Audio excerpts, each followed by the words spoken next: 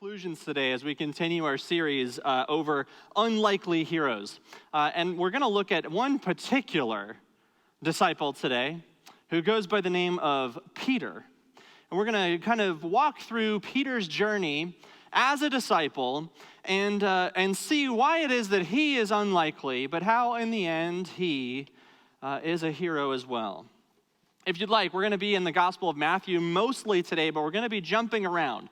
So if you want to start with me, Matthew 14, we're going to start at verse 22. I'll give you a second to find Matthew 14, 22 through a little 33, give or take here.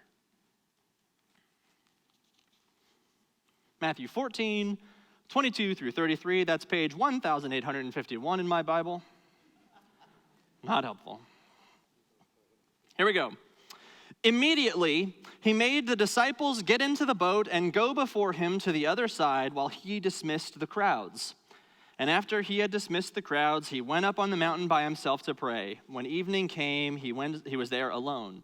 But when a boat came by, it was a long way away from the land, beaten by the waves, for the wind was against them. And in the fourth watch of the night, he came to them, walking on the sea. But when the disciples saw him walking on the sea, they were terrified and said, "It's a ghost!" And they cried out in fear. But immediately Jesus spoke to them, saying, "Take heart, it is I. Do not be afraid." And Peter answered him, "Lord, if it's you, command me to come out to you on the water." And he said, "Come." So Peter got out of the boat and walked on the water and came to Jesus. But when he saw the wind, he was afraid, began to sink, and cried out, "Lord, save me." Jesus immediately reached out his hand, took hold of him, saying, "O you of little faith, why did you doubt?" And when they got into the boat, the wind ceased, and those in the boat worshipped him, saying, "Truly, this man is the Son of God." So the disciples are hanging out in a boat. Jesus just finished feeding several thousands of people with a few measly scraps, and the disciples go off, and Jesus goes up to hang out by himself. And it's the middle of the night, and they're trying to go across this lake. And much like at times when they have crossed water before, it gets choppy, and a storm arises, and they're a little bit on nerve, and they see Jesus walking out to them on the water. And their first thought is straight out of Scooby-Doo, "It's a ghost." That was a pretty average Shaggy impression, I'm going to say that. It's a ghost. You can hear Scooby's teeth chattering in the side. And so they go, "Jesus, is that you?" And he says, "Yes." And one of them, Peter, gets out of the boat and starts walking towards Jesus. Now, I come from a line of people who are sailors, and there is something that's pretty universal of people who sail, and that's in a storm, a safe place is in the boat. You don't just like dive into the water. My brother-in-law, Trevor, we were on a sailboat on Lake Michigan. My parents and my grandpa, they had a sailboat. They used to race the sailboat. And Trevor, when he was a college-age man dating my sister at the time, they're married now, have 2 children, lovely. He thought it would be really fun to put on his bathing suit while the boat was sailing and jump off the back and hold onto a rope. That sounded like big fun. So he jumped out of the boat, grabbed onto the rope, and about 5.5 milliseconds later, his trousers were about 20 yards that way. You don't just jump out of boats. Water's choppy. Even in pretty smooth sail, you can be pretty far from a boat pretty quickly. We used to do man overboard drills. You have to practice throwing the life raft to people who go overboard. And so before the MAC race, you have to do this several times. And so my grandfather decided he would be the man overboard for this one. And so he jumped into the water, and they drop sail, turn on the boat, and they make some passes to have him grab the life preserver. And he misses the first pass, and on the second pass, they were a little wide, and he missed. On the third pass, as the boat went by, and my grandfather is a very experienced sailor, he's fully clothed. You practice your man overboards like that, so he's wearing full his clothes. As he goes by, he looks up at my dad, and he goes, "Hurry. Hurry." Fully experienced sailor was getting tired of paddling. You don't jump out of the boat. One of those things. Peter is a pretty experienced fisherman. He knows you don't just dive out of boats in the middle of storms. This part of the story, I think, is always very confusing to anyone familiar with the water. If you've got a boat on the lake, outside of I'm going to jump in and swim on a lake. It's kind of silly. If there was a big storm, you wouldn't voluntarily get out. This has always rattled in my brain and maybe in your brain as being confusing. Why in the world would an experienced fisherman jump out of a boat in a storm in any capacity? Yeah, I just jump out of the safety of a boat in times of terrible weather. With a little bit of context, I think this is going to make sense. This is going to help us orient who Peter and these disciples were and what's going through his mind here. We're going to do a little bit of talking about old school Jewish training that boys went through. Basically, can I get the questions really quick from the thing? There we go. Yeah. All right. How much of the Bible do you have memorized? Show of hands, how many of you have 100% top to bottom memorized? Wow. I was like, woo. I was about to be like, and the floor is yours. How much would you say you got half? 15%, 5%, 2%, 2? We got some hands on 2. 1%? The verses everybody has to learn in Sunday school. That's the John 3:16, Philippians 4:19, right? You got those ones down. Here we go. So at birth to age 5, children that were boys and raised in Jewish culture, they learn things around the home, how to eat, how to clean food, et cetera, et cetera. From then on, they go to school. And I won't bore you with some of the words that these different levels are called. But they've got 3 levels. And during the first of these school times, until they turn about age 10, the boys would memorize the Torah. The first 5 books, Genesis, Exodus, Leviticus, Numbers, Deuteronomy, memorized. Up here. I fall asleep reading the book of Numbers, let alone memorizing it. If you have your Bible, go ahead and do what I'm going to do here. Just find Genesis and then find the end of Deuteronomy and just take a peek at how many pages that looks like for you. I'll show you what it looks like for me. Deuteronomy. This is it for me. Memorized. At 10 years old. I don't have my times tables memorized. I'm 32. All right. After that, the second level of schooling, if you're real good and you get that done real solid and you move on to the next level, you get to go to, first level graduate school, we'll call it. You start memorizing the history, the poetry, and the prophecy. Joshua through Malachi. For anyone playing at home, that's the entire Old Testament. If you're following along in our yearly reading plan, we don't finish reading the Old Testament until October. We started in January. The Bible study upstairs, the inductive study, they started the Old Testament in 1908, I think. And they finally got to Matthew this year, I think. It's a huge amount of book. It's just unbelievable. That's the second part. You'd be done with that about by age 14. Now, if you were done with that and you were top of your class, you went on to a doctoral program basically at this point because you had proven how capable you were along the way. Because what happens here at this point, at any point where you fail out, you go back home and you apprentice in your father's business. So if your dad was a carpenter, you're a carpenter. Congratulations. If your dad's a fisherman, you're a fisherman. Congratulations.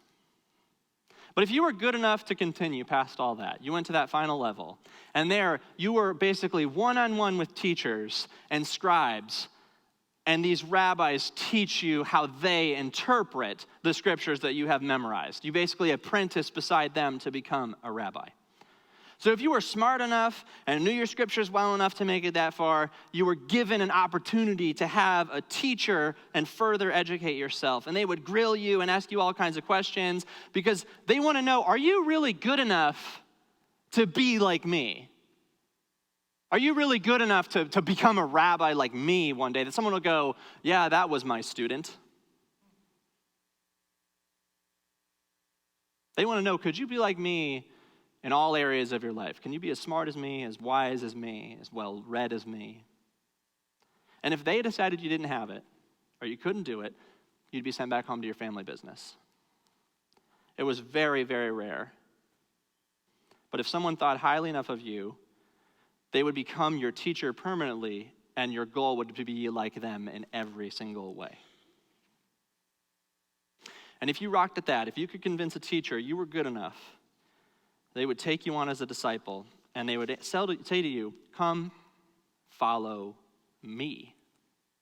That was a huge privilege offered to very, very, very, very few people. A disciple's job to any rabbi was to become like that rabbi in every single aspect and every single way. Now, we're going to back up a little bit here in Matthew to chapter 4. If you would turn with me to Matthew chapter 4, verse 18 through 22. While walking by the Sea of Galilee, he saw two brothers, Simon, who is called Peter, and Andrew, his brother, casting a net into the sea, for they were fishermen. And he said to them, follow me, and I'll make you fishers of men. Immediately they left their nets and followed. And going on from there, he saw two other brothers, James, and the son of Zebedee, and John, his brother, in a boat with Zebedee, their father, mending their nets, and he called them. Immediately they left their boat and their father and followed him. Movie Jesus makes this passage another one that's very hard to wrap my head around. You can picture it in your brain. Just close your eyes. You've seen this in every made-for-TV movie about Jesus that's ever been made in the history of the world. Just picture this, close your eyes. Jesus is walking on the beach. He's got long, like reddishy, sandy blonde hair. He's got that blue beauty pageant sash thing that says like Miss Carolina on it or something. And he's got Ray-Ban sunglasses and corked flip-flops. And he yells at these two kids in the boat and he goes, hey, come follow me. And they're like, sure thing, man. You know what I'm talking about? You've seen this image before, haven't you? I don't know. This is what I always see. But like think contextually here of this whole workup to who these boys were on the nets working with their fathers. Andrew and Peter and James and John have heard of Jesus. They know people who have seen him do things, perform miracles. And so Jesus, this teaching miracle worker, walks to them on the beach and says, come follow me. That is powerful language to a probably 17 to 20-year-old boy who wasn't good enough to continue on in education. What is he doing? Fishing. He's back home. And a powerful, respected, named rabbi who they have heard things about calls them to be their disciple. Come and follow me.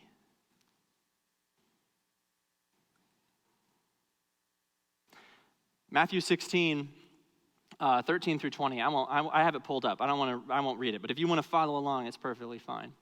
Matthew is telling us the story here of Jesus going on a walk with his disciples. He's called them, he's got them all walked up with him, and they're in the heat of the day, and he asks them this question. He says, who do people say that I am?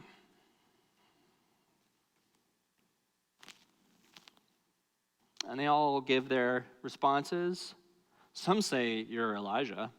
Others say maybe you're John the Baptist. But Peter, who is a loudmouth? If you just follow along in stories of Peter, there's a famous theologian who said, Peter is the only disciple whose mouth is shaped like his foot. We're going to see some Peter jumping to conclusions today as we go through this. Some of his conclusions are good, some are a little brash. But Peter, who's bold and ready to just shove his foot in his mouth, says, you're the Messiah. That's a bold proclamation. That, if heard by the wrong folks, could be trouble for Peter. But he'd been around Jesus for some time. He had seen miracles. He had heard the teachings. He had been with the crowd feedings. He had walked on water with him for a few seconds. Surely, if there was one man in his lifetime who would fulfill this anointed messianic role, it would be Jesus. The soon great conqueror that would purge Rome from the land of Israel and ride in on a horse to Jerusalem to slay the enemies of the Jews. Jesus, of course, smiles back at Peter, and he halts the march of the disciples, and he says, "Sit around me right here. I'm going to teach you something." Soon, I'm going to suffer. I'll be rejected by those who have sat around and listened to me. Men and women will call for me to be killed. I want you guys to hear me clearly. I can't say this any clearer. My path, the path that I've invited you on with me, is not the one of the victory that the way that you see it. It's going to be full of pain and suffering and rejection. And Peter opens up his foot-shaped mouth, inserts foot clean into his mouth, and he says, "Nuh-uh, you're wrong, buddy. You're the warrior. You're gonna storm in and, do stuff. You get your sword, slay some enemies. This is defeatist loser talk, Jesus. Pick it up, suck it up, let's get moving." Jesus' response to Peter is, of course, "Get behind me, Satan. You don't know what it is that I'm saying. Despite your time with me, your eyes are closed only to what your concerns are."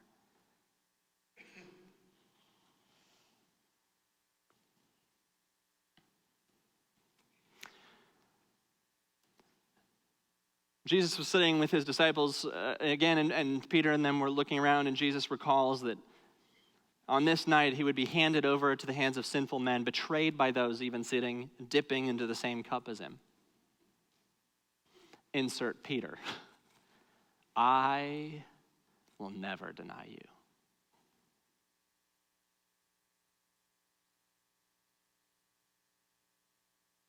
Peter's sitting in the courtyard outside of the trial and begins to wonder where his whole image of who Jesus was went wrong. But in the garden, in the meeting with Jesus, he was committed. He'd never leave you. I'll never fall away from you. I'm willing to die for you.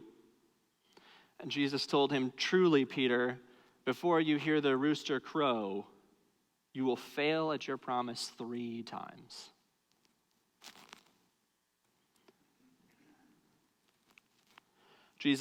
Peter's hiding in the shadows of the courtyard, afraid he's going to be next. Someone walks up to him. "Hey, you were there with the Nazarene, right? With Jesus." I've never even heard the word Nazarene before. I have no idea what you're talking about." And he scattered out again. Another person, "This guy was with him." Scurrying even farther now, the crow, first one, echoes down the road, and he hears another person shout, "Surely you were with him. You're with that Galilean. You know this Jesus guy." And he began to call down curses at those and swore to them, "I do not know this man you speak of." And the rooster crowed a second time. Peter broke down and wept.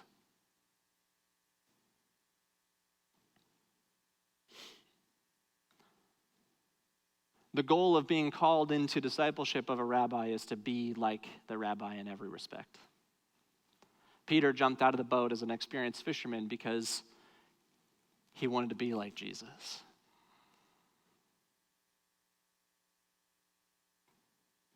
Oftentimes, we look at heroes with rose-colored glasses.